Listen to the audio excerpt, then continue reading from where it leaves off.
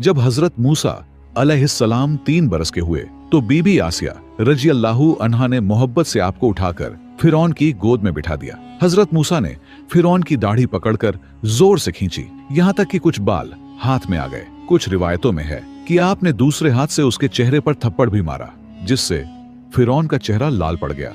ये देखकर फिरौन गुस्से से भर गया और इरादा किया कि मूसा को कत्ल कर दे।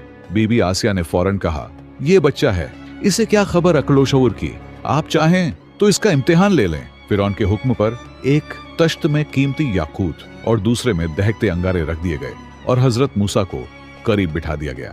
जब आपने हाथ याकूत की तरफ बढ़ाना चाहा तो हजरत जिब्रील ने फौरन आपका हाथ मोड़कर अंगारों की तरफ कर दिया। हजरत मूसा ने एक अंगारा उठाकर मुंह में रख लिया, जिससे आपकी जुबान में हल्की सी गिरह पड़ गई।